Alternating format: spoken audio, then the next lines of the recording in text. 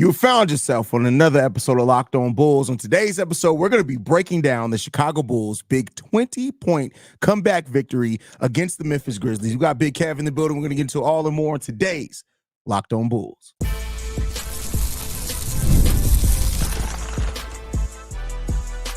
You are Locked On Bulls, your daily Chicago Bulls podcast. Part of the Locked On Podcast Network, your team every day.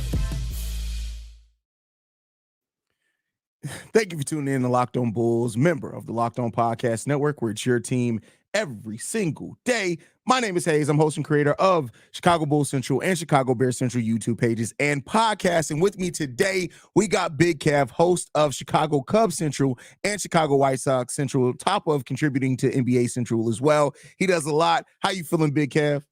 Man, listen, I've been saying this team going to be fun bad, and that's what it is, bro. They had a terrible first half, turned it around in the third quarter on the strength of the bench.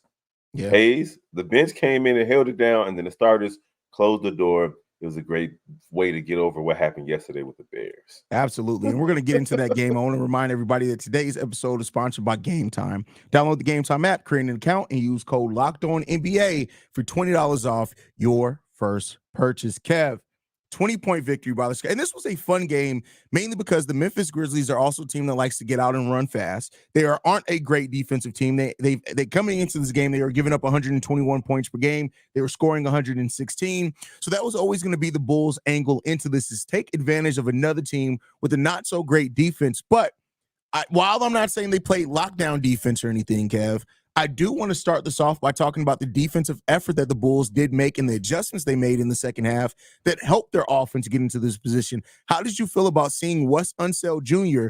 doing his Tom Thibodeau impression, being up there as the assistant coach on the sidelines, calling the defense, and the Bulls defense getting more turnovers, getting over screens better, and we saw a palpable effect on that. How'd you feel about that, Kev?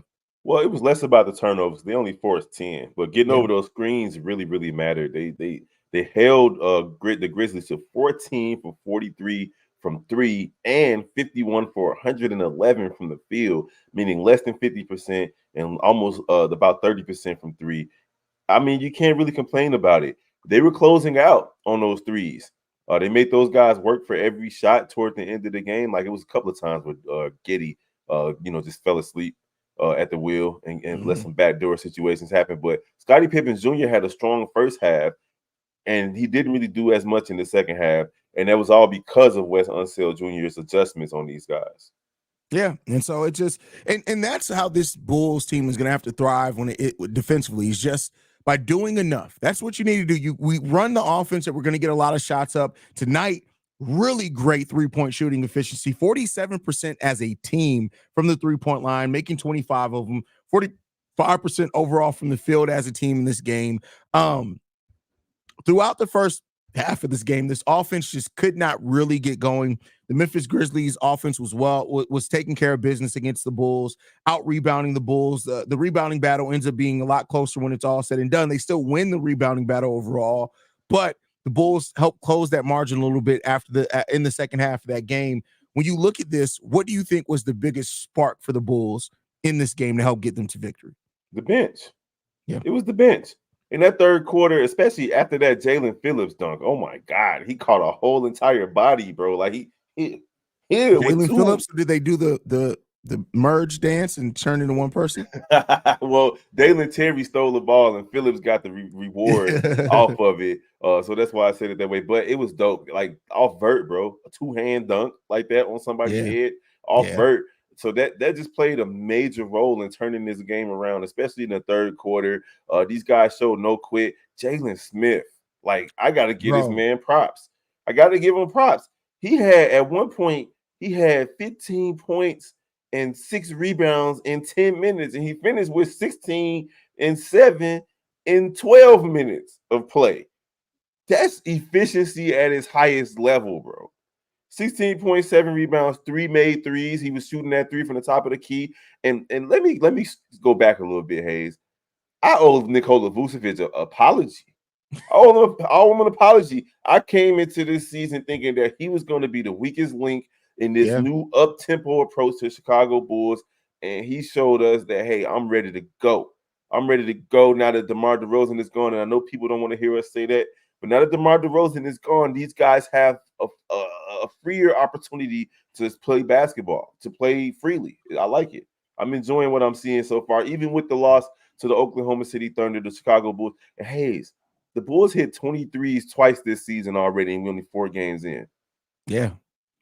Yeah, I mean, listen, this is a team that when they get into rhythm, they can do almost anything offensively. Like Josh Giddy is shooting the ball 44% from 3 for this season so far. Now, one could say, if you want to be more pessimistic, well, how long are they going to be able to keep these numbers up? And that's fair, right? But it's really how they're doing it by committee as well. Like, just to go back to what you said. Now, I'm not a guy, I don't like per 36. I think it really takes things out of context. But just for my per 36 people, Jalen Smith is averaging 27.9 points per game per 36 minutes. Mm-hmm. Now, he would not get that if he played 36 minutes, but that just shows you the per-minute production that this kid is putting up has been huge for this Bulls team. And really, he's been the most consistent scorer off the bench because Io's offense hasn't really got going. Jalen Smith has been such an important weapon for this Bulls team. And so when he comes in, he knows his role. He knows exactly what he needs to do. He knows exactly where to be on the floor. He's confidently taking 3-point shots off one dribble. Like, he's like that. Jalen Smith has been great for this. And what we're paying him, what is it, $9 million per year? Looks like a steal right now. Oh, yeah. And listen, hold on real quick.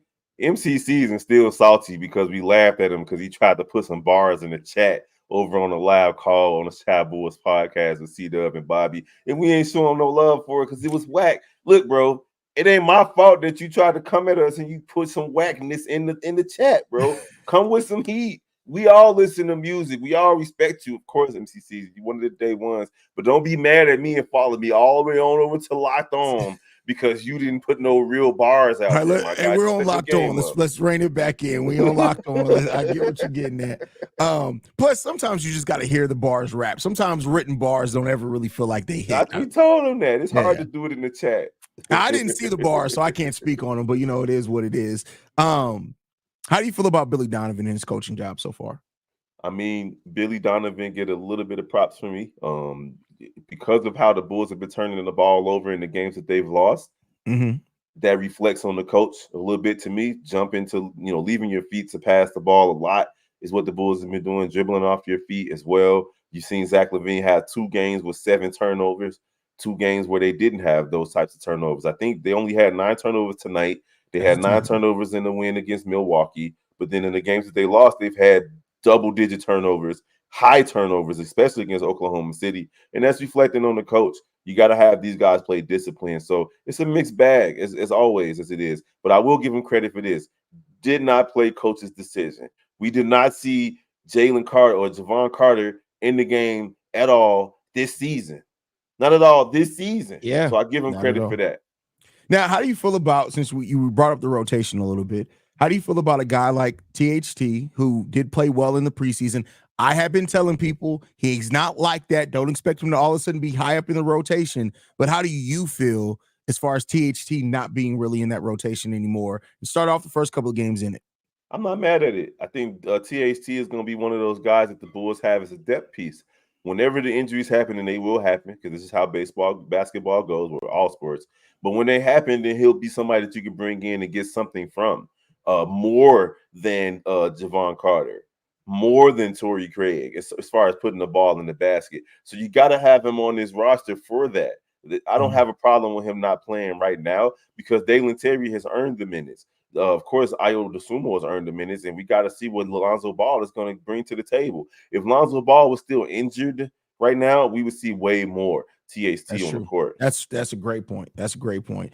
And shout out to Lonzo Ball as well, who played the most minutes so far, 18 minutes. We know that he was on a 14 to 16 minute restriction. So maybe the Bulls are starting to go up on his minutes. Maybe they've felt comfortable about it. Maybe we're going to start seeing Lonzo play a little bit more minutes. That can never hurt because Lonzo had a big impact on this game. But you know who had the biggest impact on this game was Zach LaVine, Coby White, and Nikola Vucevic. And we're going to talk about them a little bit in the next segment. But before we get into that, I got to talk to you guys about a message from one of our sponsors, and that's Game Time. All right, Bulls fans, I've been telling you guys about Game Time for a while. It's the best place to get all your tickets for any live event. Plus, with Game Time Picks, it filters out the fluff to show you only incredible deals on great seats so you don't have to waste time searching through thousands of tickets. And if you toggle the all-in pricing, this feature will show you the total upfront so you get no surprise fees at checkout. Plus, you get the panoramic view of your seat in the app before you buy, so you'll know exactly what view you're getting of the event before you even go there.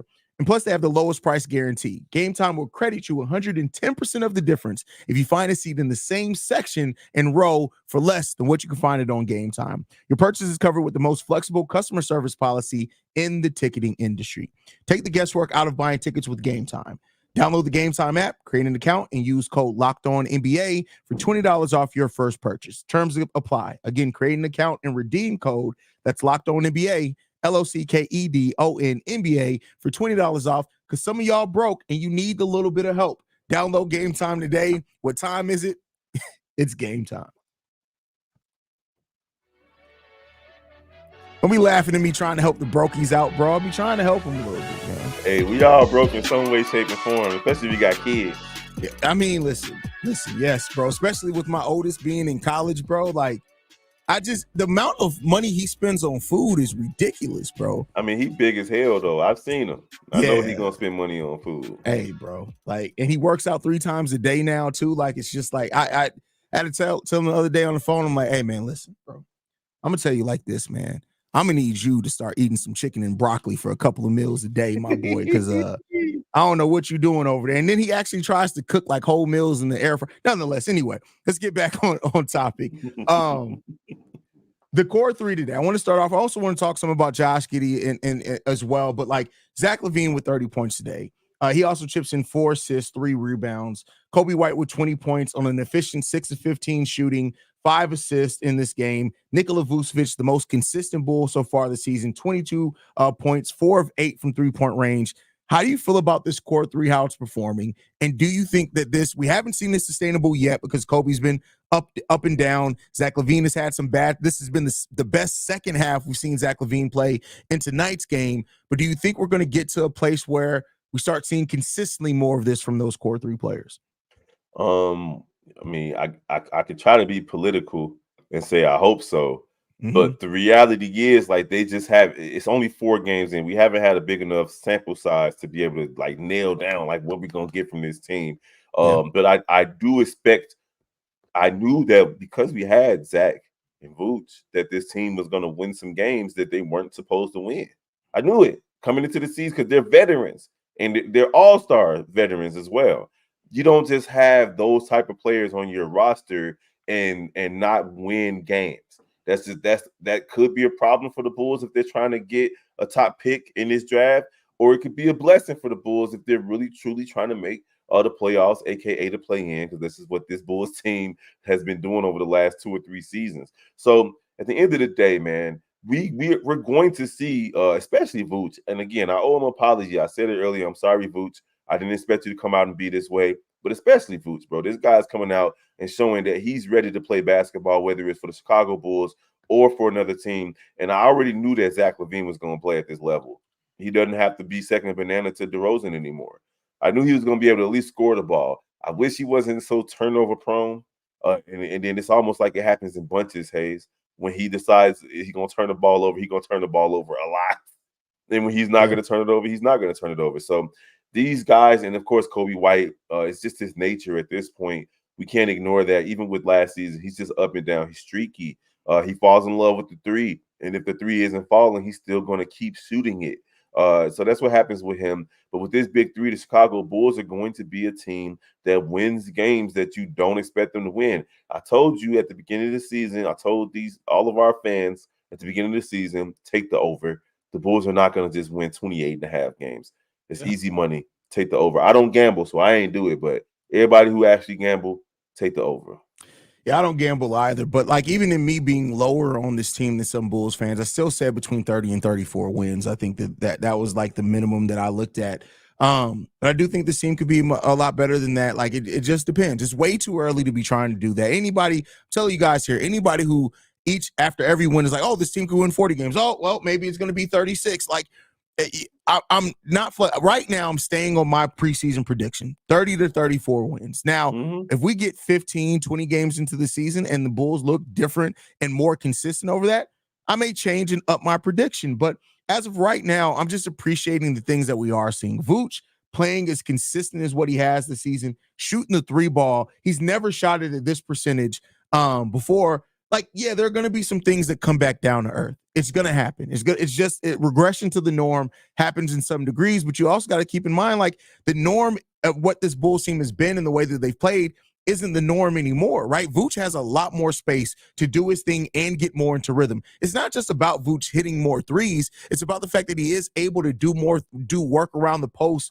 the high post, where those areas were formerly operated by DeMar DeRozan. He's able to get to that a little bit more to get in his groove, and then the confidence is building for him. So, I love to see those things. Coby's streaky right now. We want to see better consistency from him. But overall, I really like how this team is playing in their wins so far. The losses, of course, there's been a lot to be desired there, but we'll see how that goes along. I said I wanted to ask you about Giddy as well. 12 points in this game, 13 rebounds, 8 assists, 1 steal, 1 block, 2 turnovers from him. But overall, a solid game from Josh Giddy. We're starting to see more and more of Josh Giddy really getting into rhythm and being more of himself. How are you feeling about the play of Josh Giddy, Kev? 13 rebounds, and 4 of those rebounds was in crunch time. Yeah, where the Bulls absolutely needed those rebounds. Where last season they would have given up the rebound, which would have led to an open 3 for the opposing team. This guy has a nose for the basketball. I'm not expecting Josh Giddy to score 20, 25 points a game. That's not what you want from a Josh Giddy. What you want from a Josh Giddy is what you expected from Lonzo Ball. 15 points, 8 assists, 13 rebounds. And that's what he gave you tonight. I'm not mad at Josh Giddy's approach to the game today, except defensively. He leaves a little bit to be desired defensively. But other than that, man, this guy is a stat stuffer. He's going to do the little things that aren't going to show up in the stat sheet as well. And honestly, bro, he's hitting the 3 when he needs to. Yeah. And that's big for Giddy, but for a few reasons, because teams have sagged off of Josh Giddy, and with the way that he's playing, you're already starting to see defenses start changing that to say, hey, we really can't completely leave him open. He's shooting the ball. What? Let me make sure I have the numbers right. Almost 45% from 3, taking still 3 per game. That's what he's taking his whole career, 3.3 per game. He's hitting at the highest 3-point shooting percentage of his career. If this keeps on, if this goes 15, 20 games into the season where he's shooting, I would even say if it drops as low as 38, that's still a damn good shooting 3-point wise for Josh Giddy. That makes the defenses have to respect you. And with his ability to pass and thread that needle, that can open up so much for the cutters on this team with Josh Giddy hitting his 3-pointers. And it's not just him, it's the entire team. Yeah. And it's going to be up and down because, frankly, they just don't have the type of shooters that can sustain shooting really well from 3, but the Bulls this is the new Chicago Bulls. They're going to shoot upwards of 40 to 53s a game. It's just what it is right now. We're going to take the good with the bad when it comes to that. On Saturday with the Oklahoma City Thunder, it was the bad. They couldn't hit them. I think they hit 8 out of what was it? I don't have it up in front of me, bro, but they missed a lot of threes on Saturday. They made a lot of threes against Milwaukee prior to that on Friday. And tonight they did the same thing. They shot over 40% from 3, hit 25 of them. So it's going to be an up and down experience for the Chicago Bulls all season when it comes from that. But what they didn't do in years prior was actually shoot the 3. We had a lot of pump faking, a lot of driving, a lot of 10, 23-point attempts per game. And in the modern NBA, you just can't sustain victories that way. You can't sustain winning that way. You got to be able to put up shots. I don't like it. I don't like shooting 53s a game, but it's the new NBA, bro. Yeah, so far in the season, the Bulls are taking the 3rd most 3-pointers in the league. And the 3-point shooting percentage really isn't that bad. They're still in the middle of the pack as far as percentage-wise, but when you look at like that game against OKC Thunder, they went 15 of 53, right? So as things start evening out with the volume that they're taking, the Bulls could very well be in the top 12 to 15 and maybe even higher than that. It just depends on how well this thing progressed and how players keep stepping up, because we still haven't. And one of the unsung things here is that we still haven't seen Ayo be solid 3-point wise. Like, he was a 40% shooter from three last year. So as other players kind of regress to the norm, if Ayo can get back closer to what he was last year, it can help circumvent some of that too. So, and to what Kev has been saying on a lot of this, and shout out to Kev for the perspective, it's we're in the now, right? But keep in mind, everything we're talking about is with very small sample size. Some of these things can get better. They can get much worse over the course of the season. So we can't really say exactly who this team is yet. But in looking at what they've done so far, there are some signs to say where this could possibly go. We just got to see how it's going to keep developing. Oh, yeah. Hey, fun bad. It's going to be a fun team to watch. And you're going to see a lot of bad throughout the year. It's just going to happen. But today they overcame the bad because they were down 20 to midway through the third quarter, Haize, and I was kind of worried about if they could overcome, but they didn't. They didn't quit. The bench came in and took care of business, bro. I can't say it enough.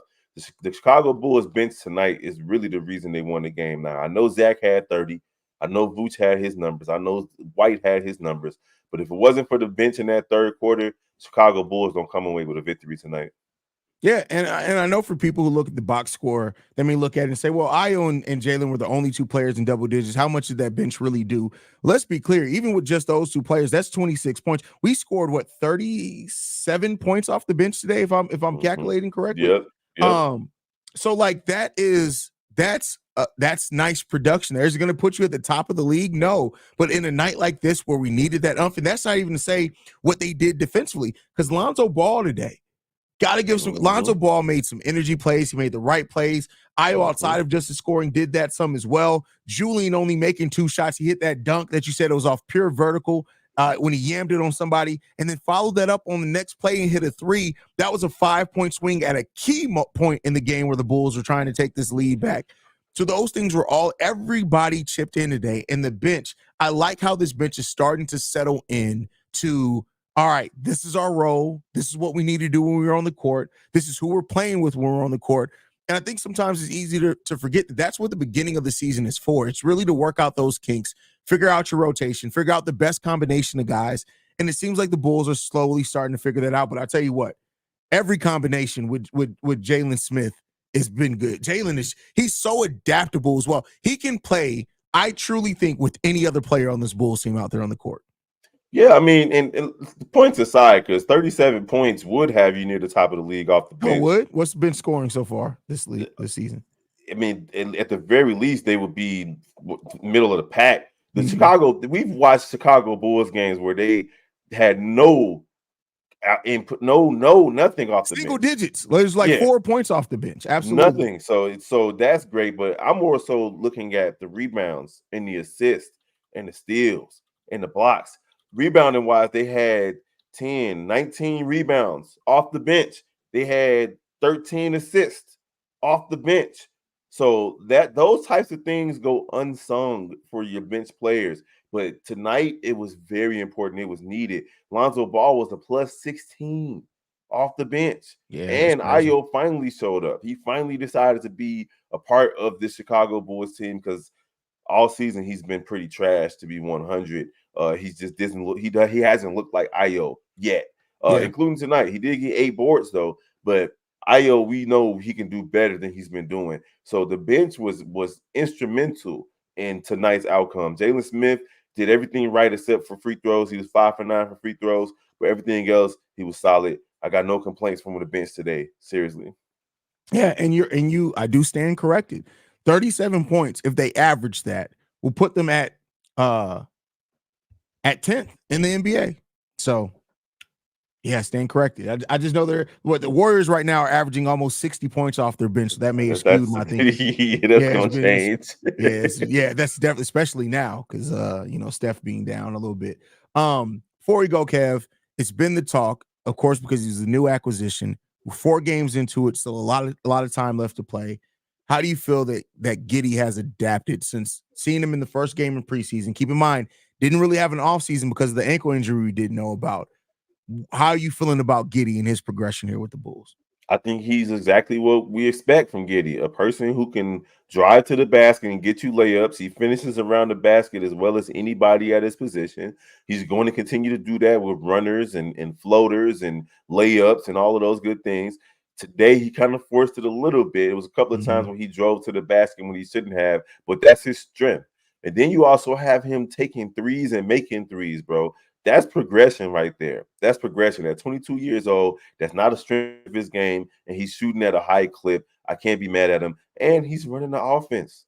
He's finding the open man.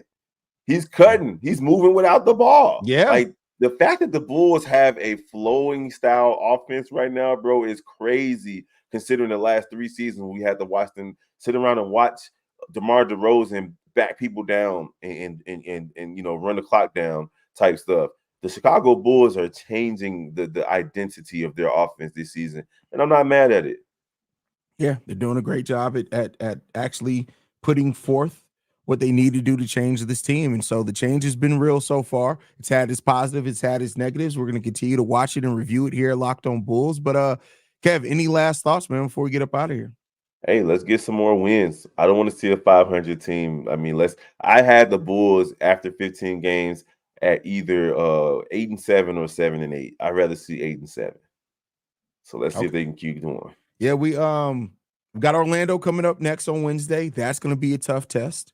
You cannot deny that. That's going to be real tough for this team. But we'll see. It's going to be a battle of defense versus offense in a lot of ways. Even though Paolo put up 50 today? Did I see? Was it 50? He put up a 50 ball. That's crazy. You doing after hours today?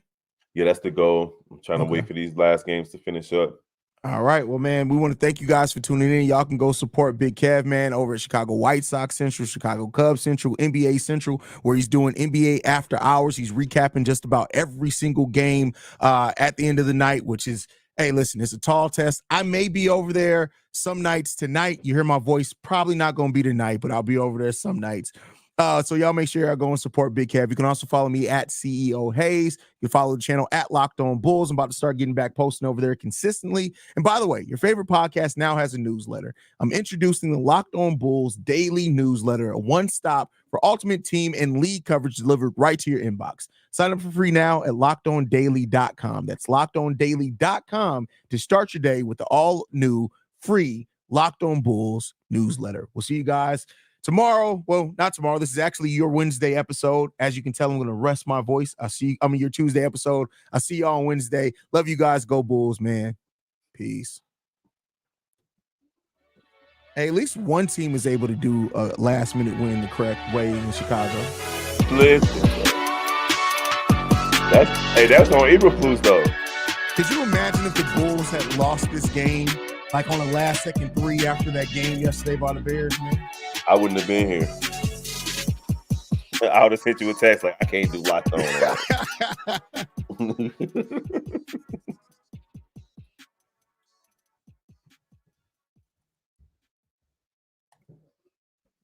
On.